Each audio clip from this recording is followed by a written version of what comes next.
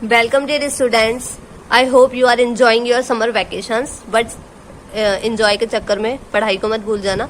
So ये हमारा second part है of the chapter chemical reactions and equation. ठीक है, 10th की केमिस्ट्री का जो ये चैप्टर है केमिकल रिएक्शन एंड इक्वेशन, इसकी फर्स्ट वीडियो जो है वो मैंने वो डाल दिया. उसकी लिंक डिस्क्रिप्शन बॉक्स में आप देख लेना. ठीक है, उसमें हमने ये 3 टॉपिक्स कवर किए थे, physical change, chemical change and chemical reactions. ठीक है, आज हम कुछ और न्यू टॉपिक्स को कवर करने जा रहे हैं इस वीडियो में. सो इस वीडियो को लास्ट तक देखना और उससे पहले आप इन 3 टॉपिक्स को जरूर समझ लेना. ठीक है, तो आपको नोट्स के लिए कहीं बाहर जाने की जरूरत नहीं है, यही नोट्स बना सकते हैं. ठीक है, और साथ के साथ नोट्स बनाते रहना वीडियो के साथ, और जब वीडियो खत्म हो जाए तब आप उन नोट्स को एक बार रीड कर लेना. ठीक है, बस इतना सा काम है छोटा सा.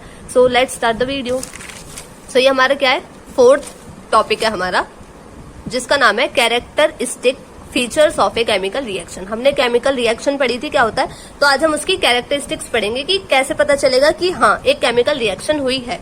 तो क्या हो सकता है उसमें, पहला तो फिजिकल स्टेट नॉर्मली चेंज. जो फिजिकल स्टेट है सब्सटेंस की वो चेंज हो जाएगी. जैसे हो सकता है, देखो ये क्या है, ये श्योरिटी नहीं है कि हाँ ये जरूर ही होगा, ये श्योरिटी नहीं है, बट ये सब होता है. ठीक है, तो फिजिकल स्टेट नॉर्मली चेंजेस. ठीक है, तो क्या होगा, हो सकता है कि फिजिकल स्टेट किसी सब्सटेंस की चेंज हो जाए, तो उसे हम क्या बोलेंगे, एक केमिकल रिएक्शन. जैसे हमने फ्रिज में पानी रखा, ठीक है, और वो फ्रीजर में पानी रखा और क्या हुआ, वो उसकी बर्फ जम गई, तो ये क्या होगा, तो ये क्या है, इसका मतलब एक केमिकल रिएक्शन हुई है. क्यों, क्योंकि इसकी जो फिजिकल स्टेट है वो चेंज हो गई. ठीक है, फिर क्या है, चेंज ऑफ कलर. हो सकता है कि किसी भी सब्सटेंस का कलर चेंज हो जाए, तो उसे हम क्या बोलेंगे, उसे भी हम एक केमिकल रिएक्शन बोलेंगे. Formation of a new solid, कोई न्यू सॉलिड, कोई भी न्यू थिंग बनी, कोई न्यू सब्सटेंस बना, उसे हम क्या बोलेंगे, केमिकल रिएक्शन हुई है. इवोल्यूशन ऑफ गैस या बबल्स, बबल फॉर्म हो रहे हैं या गैस फॉर्म हो रही है, तो उसे हम क्या बोलेंगे, वो भी हमारी क्या होगी, केमिकल रिएक्शन. या टेम्परेचर चेंज हो जाएगा, हो सकता है कि वो जो भी हमने किया है, ठीक है, कोई भी रिएक्शन हुई है, हो सकता है टेम्परेचर चेंज हो जाए. अब इंक्रीज या डिक्रीज वो मैटर नहीं करता, बट क्या होगा, टेम्परेचर चेंज होगा.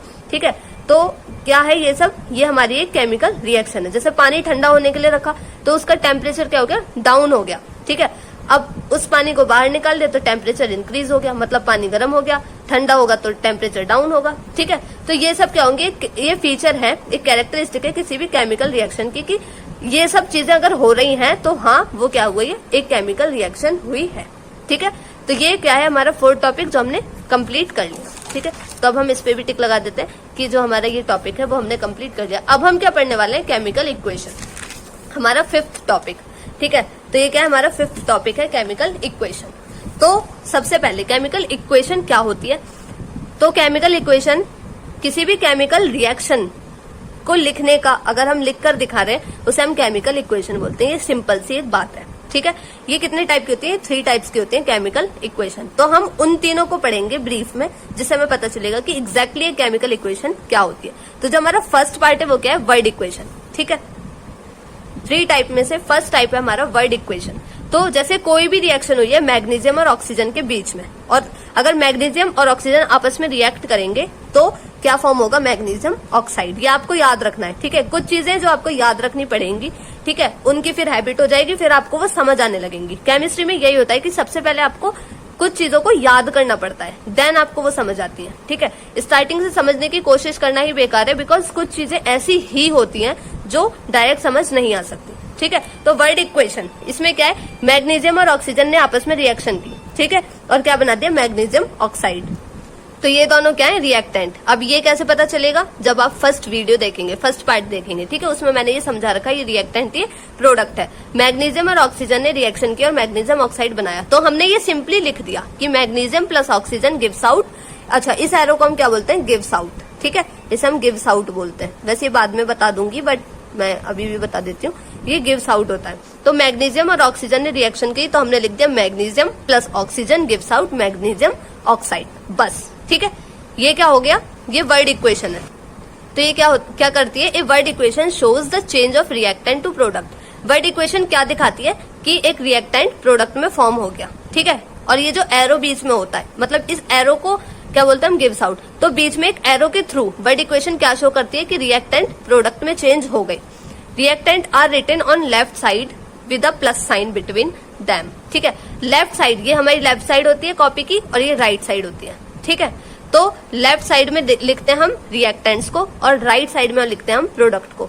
रिएक्टेंट कैसे लिखे जाते हैं, बीच में प्लस का साइन होता है, और फिर प्रोडक्ट कैसे लिखा जाता है, प्रोडक्ट राइट साइड में लिखे जाते हैं with the plus sign between them, ठीक है। मतलब प्रोडक्ट के बीच में भी प्लस का साइन लगता है, बट जब तो लगेगा जब एक से ज्यादा प्रोडक्ट होगा। अगर एक ही प्रोडक्ट फॉर्म हुआ है तो प्लस का साइन नहीं लगता, अदरवाइज प्लस का साइन लगता है अगर एक से ज्यादा प्रोडक्ट फॉर्म होते हैं, ठीक है। रिएक्टेंट के बीच में प्लस का साइन कंपलसरी है, बिकॉज कोई एक चीज थोड़ी रिएक्शन करेगी, दो चीज आपस में होंगी तभी तो रिएक्शन करेंगी। इसलिए जो हम लेफ्ट साइड में क्या लिखते हैं, रिएक्टेंट, राइट साइड में हम लिखते हैं प्रोडक्ट, और दोनों के बीच क्या आता है, प्लस का साइन।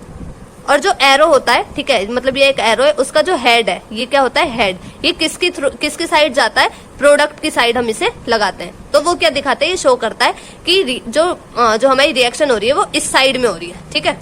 मतलब इस एरो को देख के हम समझ जाएंगे कि जो जिसकी साइड ये है, ठीक है, जिसकी साइड इसका पॉइंट जा रहा है वो क्या है, प्रोडक्ट है, और जो इसकी बैक साइड में वो कौन है, रिएक्टेंट है, ठीक है। इस एरो को हम क्या बोलते हैं, गिव्स आउट। ये मैंने आपको पहले ही बता दिया। तो ये थी हमारी वर्ड इक्वेशन। अब हम पढ़ेंगे अपनी second type of chemical equation, जो है हमारी स्केलेटल केमिकल इक्वेशन। पहले हमने पढ़ी थी वर्ड केमिकल इक्वेशन, अब हम पढ़ रहे हैं स्केलेटल केमिकल इक्वेशन। तो ये क्या होती है, ये केमिकल इक्वेशन क्या होती है, symbolic notation that uses symbol and formula instead of words to represent a chemical equation. इस केमिकल इक्वेशन में क्या होता है कि हम वर्ड्स को यूज नहीं करते। जैसे हमने वर्ड केमिकल इक्वेशन में क्या लिखा था, मैग्नीशियम प्लस ऑक्सीजन, मतलब उनकी स्पेलिंग्स लिखी थी। तो इसमें हम स्पेलिंग नहीं लिखते, इसमें हम क्या करते हैं, उनके सिंबल का यूज करते हैं, ठीक है, सिंबलिक नोटेशन को यूज करते हैं।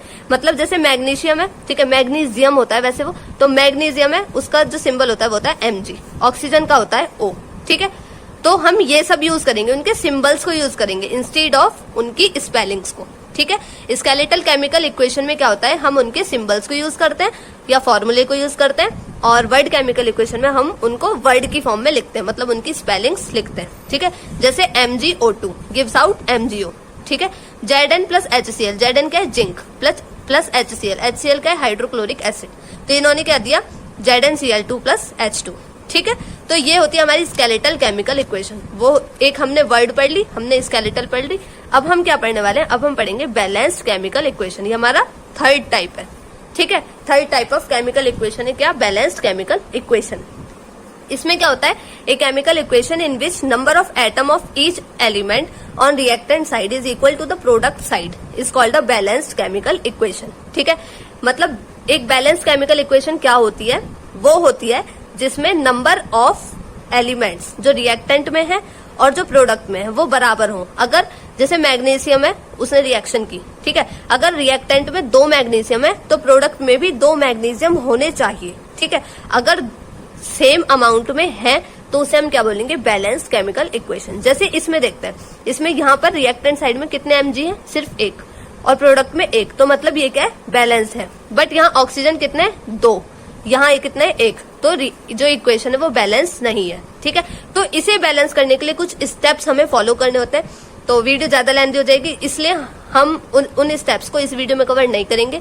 जो थर्ड पार्ट आएगा इस चैप्टर का, उसमें हम स्टार्टिंग करेंगे steps of balancing a chemical equation, ठीक है। तो इस वीडियो में हमने क्या पढ़ा, हमने पढ़ा केमिकल इक्वेशन के बारे में, उनके टाइप्स के बारे में, और किसी भी केमिकल रिएक्शन की कैरेक्टरिस्टिक्स क्या क्या होती हैं, ठीक है। तो हमने ये टॉपिक्स कवर किए। तो जो हमने टॉपिक कवर कर लिया, अब हम उन पे टिक कर देते हैं एक बार। तो हमने कैरेक्टरिस्टिक फीचर हमने ये टिक कर दिया, ठीक है, क्योंकि हमारे हो गया। केमिकल इक्वेशन भी हमने कर लिया, तो ये भी हो गया। अब हम केमिकल इक्वेशन को बैलेंस करने के लिए, मतलब बैलेंस करना सीखेंगे, वो उसकी भी जो ये स्टेप्स हैं उसे हम नेक्स्ट वीडियो में पढ़ेंगे। सो अभी के लिए इतना ही। आई होप आपको ये वीडियो अच्छी लगी होगी। Please do like, share and subscribe. Thank you, have a nice day.